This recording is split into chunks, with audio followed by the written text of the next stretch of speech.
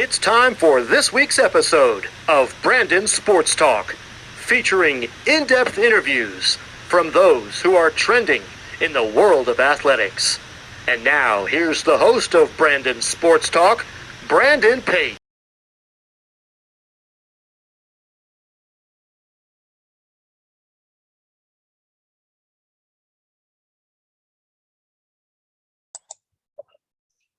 Welcome back to Brandon Sports Talk. In today's episode, I have the privilege to interview the owner of Get Your Head in the Game Sports Mental Health Podcast, Josh Kim. How are you doing today? Doing great, Brandon. Thanks for having me on. Can you talk about how you knew that you wanted to get started in coming up with a podcast? Yeah, honestly, it really goes back to why I think a lot of people kind of start getting into podcasts is because they have the time to do so.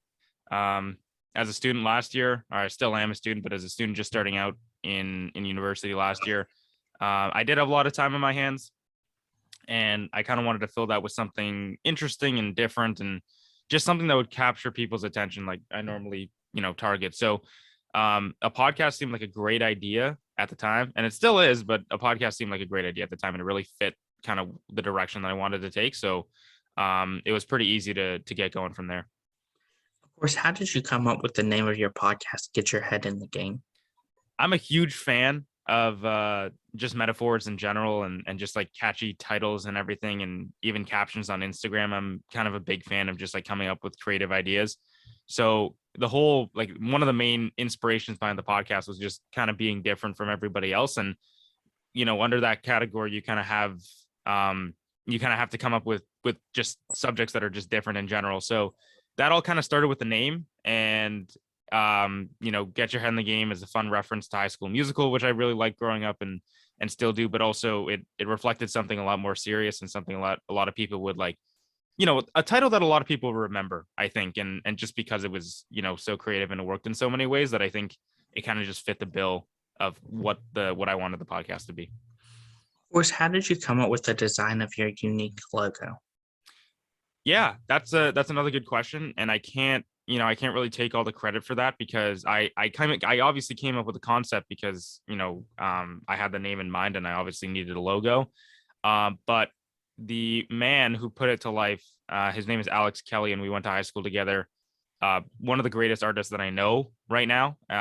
He is now going to Queens in Kingston here in Canada, so he deserves all the credit in the world for coming up with a concept like that. He sent me a lot of different sketches, and when I first pitched him the idea, he absolutely loved it. So the way it looks today is just a digitized version of what he drew out, and he really deserves all the credit for that idea. Of course, what is it like, obviously, being in Canada and interviewing people, not just only in Canada, but maybe also in the US?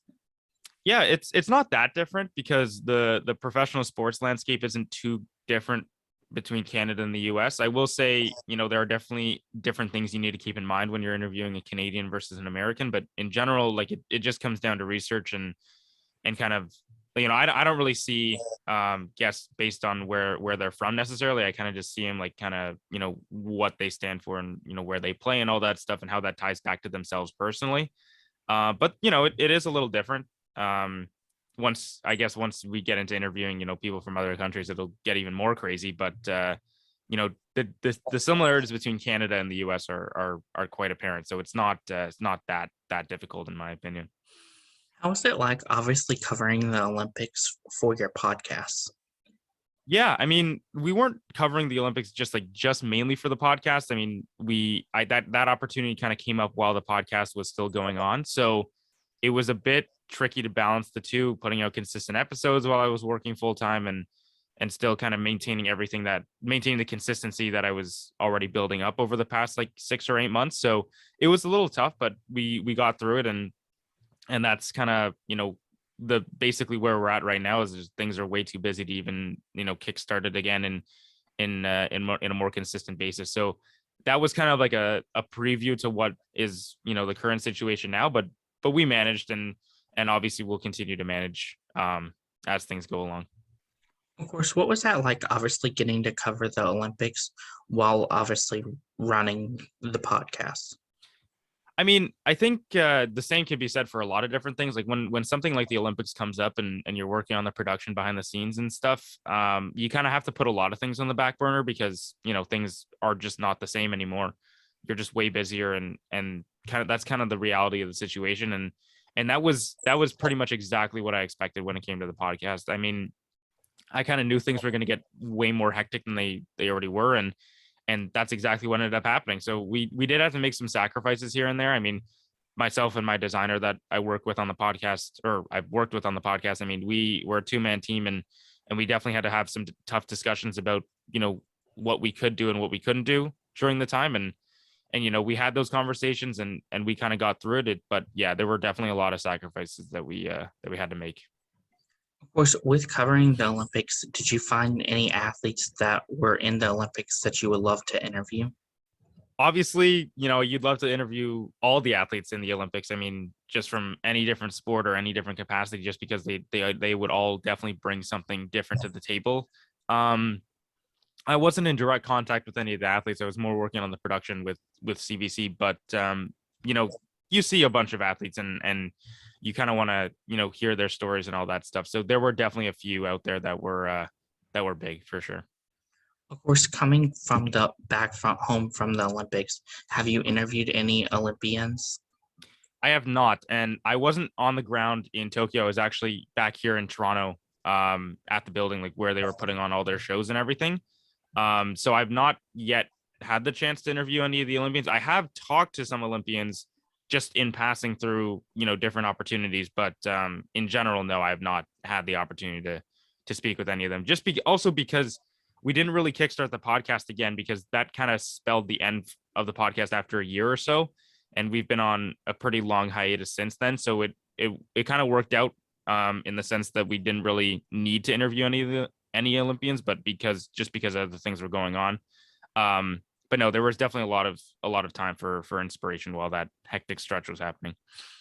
Of course, now that the podcast is back going, in the future, are you interviewing any Olympians, and who would be one of the Olympians that you would plan on interviewing? Yeah, we're actually not. We haven't decided fully whether we're kickstarting it back up. Obviously, things are still really hectic on both mine and my designer's end, so we haven't really had the chance to. We haven't really had the chance to even have that conversation. I mean, sorry, we've talked about it a lot actually, but we haven't gotten to the point where we're like, we should kickstart this again. Just because the summer's a really busy time for everybody. We're probably going to revisit that conversation when the school year kicks back up in a couple months, but in general, we haven't had that discussion yet. But in terms of future guests, in this time that the podcast has been on hiatus, I've had the pleasure of interacting with a lot of different athletes, Olympians and non-Olympians alike. So it would be really nice to kickstart the podcast on a high note and interview some of them. The one person that comes to mind is obviously Marie-Philippe Poulin, because she's just the best. So what's that like, obviously having the former Toronto Six player, the hockey player, Malik Grant, come on? It was good. Michaela was a great person to interview. I mean, they all are. For like, who am I kidding? They definitely all are great people to interview. She gave me some great perspective. I hadn't really talked to any, professional women's hockey players in that capacity before. So getting to do that there was great. She gave me a lot of good insight into what life was like now with the current state of the PHF. So having those conversations were really important, just for not even just for mental health purposes, but just for knowledge purposes in general, just to be aware of the situations that are going on. How was that experience like hearing, obviously, from the hockey player, Erie Clarence, come on? Yeah.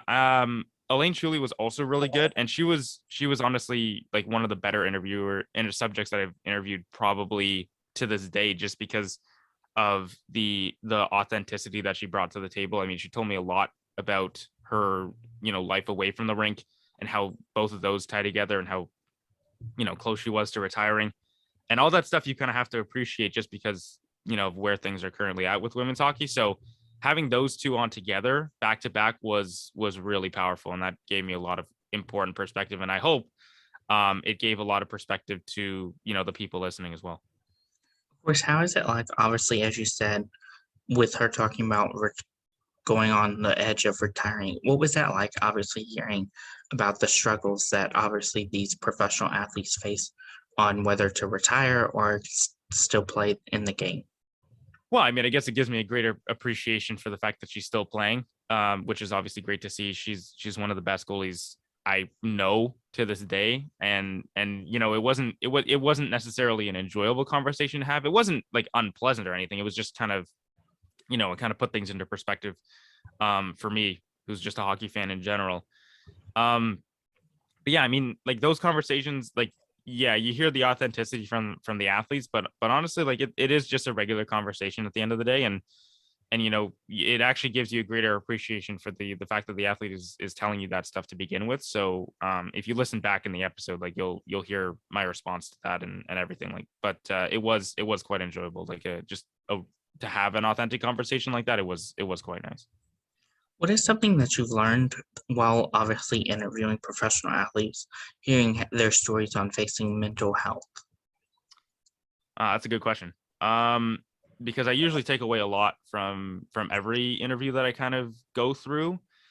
But I guess one of the bigger things that I've learned is that, at the end of the day, and this is going to sound really cliche, but at the end of the day, like those athletes are very similar to us, if not the same. I mean, it's tough because, like, right out of the gate, the fandom of the athletes that you're talking to and the fandom of the athletes that you're listening to, just from if you're an average listener, like the fandom can be hard to overcome. Like it's tough to sit down face to face and not kind of freak out a little bit that you're talking to these people. But at the end of the day, the biggest thing that I've learned is that they're just like us. And honestly, they just want to, enjoy life, succeed in life, and just enjoy the process of that, and kind of not go, and like, they go through challenges, obviously, but they are very similar to us in the sense that they just overcome those challenges the same way we do. So the biggest thing that I've probably taken away is that, like, athletes are human, and if you see them on the street, like there's really no reason to freak out or anything like that, and go crazy, because at the end of the day, they are just like us and they are ordinary people.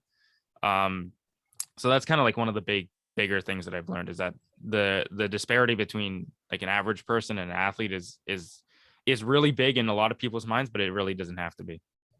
Of course, what are some of the things that you've learned while interviewing people working in professional sports that aren't athletes? Yeah, honestly, I've kind of taken more lessons away from those, just because I kind of relate to those people more. I think one of the bigger things is that I've learned is that it's a hard industry to find success in. And that might be hard to believe just because I've talked to people who all seem like success stories, but it's tough. There's a lot of people that want to do that stuff, and but there's not a lot of people that want to put in the work to do it. So putting in the work and really making sacrifices in order to, find success and really hone in on your goals and where you want to go in life. That's kind of one of the bigger things that I've taken away, is that it takes a lot to be successful in an industry like that. And there's just not a lot of people that are cut out to do it. So it is really, really tough to find success. But I mean, the commitment that those people have and the people that I've talked to have is just incredible. So sacrifices is probably the biggest lesson I've taken away from those people. Of course, when it comes to interviewing people working in professional sports, how has it been, like, obviously hearing people tell you how obviously it is balancing work life and obviously their personal life? Yeah, and that goes back to sacrifices. That's a really good question, because that's one of the biggest things that they've kind of compared. I mean, that's kind of like the running constant that we always talk about, is like the work personal life balance is really tough, and they always say it's really hard, and there's a reason for it, is because it's really hard to find time off to take personal days, and it's really hard to just enjoy the balance of life when you're constantly thinking about what's coming next. And when it comes to sports, so when it comes to work-life balance, the biggest takeaway from that is that it's really hard if you want to work in sports. Like it's really, really tough, and it's a constant battle. Like they can't stress that enough. It's always a constant battle, and I can't stress that enough, even now working full-time and doing other things. It is a really, really tricky thing.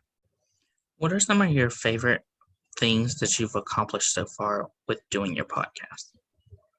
That's another good question. And I like that question a lot. I don't think a lot of people have asked me that, but the probably the main thing is that there are two things that kind of come to mind. The first thing is that I've talked to a lot of people that I've grown up like idolizing in my life, and I never really like imagined talking to them in a professional context or even like just a face-to-face context. That never seemed like an attainable dream for me to have. So being able to talk to, athletes that I've seen on TV or people that I've seen on TV talk about different things and just talk to them like they're just normal people, which they are. It's incredible. That's the one thing that I can kind of relate to the most. And the second thing I'll say on that is really just the impact that this has had. I've had a lot of people, comment stuff, come up to me just in passing and my friends and all that stuff and say that the podcast is really good. Like they've listened to episodes and, it's just really well put together and it's the message that it projects is really great. That honestly might be even more important than the first thing that I talked about. I mean, that was kind of the goal right out of the gate with this podcast, is just like, if it can just, give people some perspective in one way or another, it would be great. And that's kind of what it's done. And I really couldn't be happier about it. Of course, what are some of your future plans with Get Your Head in the Game? Another tough question. That might be the toughest question that you've asked so far, just because I'm being honest, I really don't know. I mean, we put out 20 episodes, which was great. And I'm going to dive into that first, just because I feel like it needs to be acknowledged. But like we put out 20 episodes in the span of just under a year, or roughly, I can't remember the math. And then the impact was great. The numbers were phenomenal. Not that like they matter or anything, because I don't really pay attention to that stuff, but the numbers were great. We found a lot of success. We got to talk to some amazing people. The social content was looking great. And at the end of the day, like the biggest thing I can kind of take away from that is like it was really, really enjoyable, and the impact was definitely there.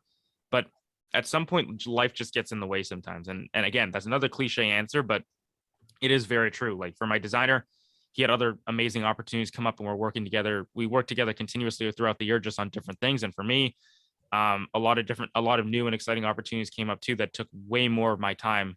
Not that I didn't expect them to take more of my time, but that's kind of just the way things go. We both got new jobs. We both started school again. Like a lot of the time, there are just things that come at you really quickly, and that's exactly what happened here. So we've been on hiatus for about a year. We're going to be passing a year in hiatus when August hits, I believe, because I did look at those numbers recently, because I wanted to know like just where we were at. And I know that's a really long break to be on, but truthfully, I really don't know what's going to happen. Like we haven't officially retired it, and I don't think we will.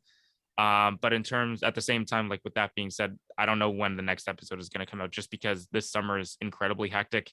And maybe, when school kicks up and things, settle down a little bit, maybe then we'll have the chance to revisit it. But I think if you ask the both of us, we both would, in an ideal world, we both would really want to keep this going, just because the first 20 episodes were way, way better than we could have ever anticipated. And we just would want to carry that success forward and continue talking to interesting people and continuing to impact people's lives in generally. But with that being said, again, it is a lot of work. Like it takes a lot of work to put a podcast together, and it takes a lot of work to kind of maintain that. And at this point, I don't know if we'll have the time and effort to dedicate to doing that. But we will be having those conversations for sure. And that's really, that is where we're at right now. Of course, what advice would you give people like professional athletes that are struggling through mental health? In terms of advice, I'm definitely not the type of person to give out advice like that. I mean, I have talked to athletes. If you want to hear, like, my biggest piece of advice, honestly, and this isn't even like trying to be like arrogant or anything, but my biggest piece of advice would be to listen to the athletes, because at the end of the day, they know what it's like. They've been through this stuff before, and they're just retelling it to me. So the biggest piece of advice is go listen to an episode. If you're a hockey fan or a sports fan or want to work in sports, like the episodes speak for themselves. Like the athletes and the TV personalities, they share a lot of important details, and it's not really like, I don't really speak on behalf of them, but if you do want to listen to, what some of those people have said, then definitely go check out an episode on Spotify or Apple Music. I mean, just, put it on while you're going on a walk, and there you go, just like any other podcast. Of course, what advice would you give people that are just like yourselves looking to start a sports podcast? the biggest that now you're getting into like, now I can actually talk about this because I feel qualified enough to do so. The biggest piece of advice I can give to people looking to start a sports podcast today is be different. You just have to be different, because at the end of the day, like, the reality of the situation is like there are like 1,000 podcasts out there. There are 1,000 podcasts talking about hockey. There's 1,000 podcasts talking about baseball. There's only a handful that are actually like honing in on a very specific thing. So mental health, while it's not specific, that is like the type of thing that I think a lot of people should look for. It's just like, there are so many talk shows out there now that are just talking about like how a certain team's doing and how certain players are doing. Really, where the difference maker is, and I've lived through this, so at least I'm speaking from experience here, the biggest difference maker here is like, just be different and think about something completely outside the box and just run with it and just carve out a niche for yourself. And that's where you're going to find the most success when it comes to audio work. That's great advice. Where can my listeners find you at on social media? Yeah. If you want to support the podcast, it's at Get Your Head in the Game _, on Instagram. But you can also listen to Get Your Head in the Game on Apple Music or Spotify. Like I said, it's available on all major networks. And yeah, that's kind of it. I haven't really had to say that line in a while, just because we haven't, released an episode in a while, but again, we have 20 out there now. If you want to go listen to one or all 20, any support is greatly appreciated. And we'll be back hopefully soon. That's wonderful. Thank you again, Josh Kim, for your interview, and best of luck in your future with Get Your Head in the Game Sports Mental Health Podcast. Thanks for having me, Brandon. It was great to talk about this. Thank you. You can find Brandon Sports Talk on Facebook at Brandon Sports Talk, Instagram at Brandon Sports Talk, Twitter at Talk_Brandon, and you can find me on YouTube at Brandon Sports Talk. Don't forget to like, comment, and subscribe. Thank you again, Josh Kim, for your interview, and best of luck in your future with Get Your Head in the Game. You've been watching Brandon Sports Talk. Please feel free to like, share, and subscribe to Brandon Sports Talk on social media and on YouTube.